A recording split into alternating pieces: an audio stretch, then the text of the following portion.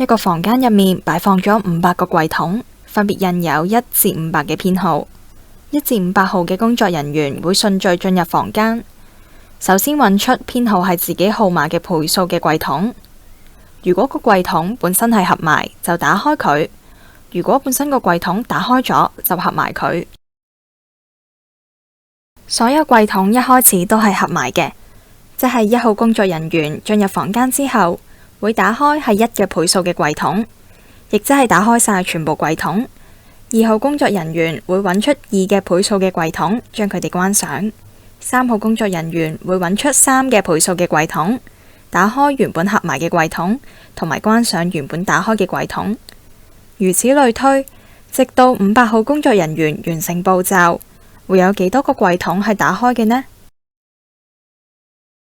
一個櫃桶最後係開定閂，取決於開合過個櫃桶嘅工作人員數目係單數定雙數，而工作人員數目等於個櫃桶編號嘅正因數數目。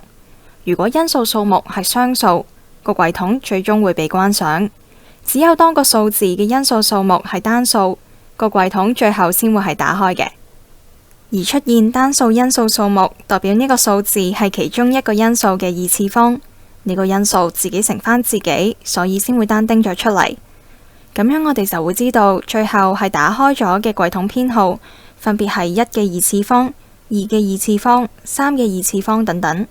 最後我哋就會揾到500以內最大嘅打開咗嘅櫃桶編號係22嘅2次方，代表最後有22個櫃桶係打開咗嘅。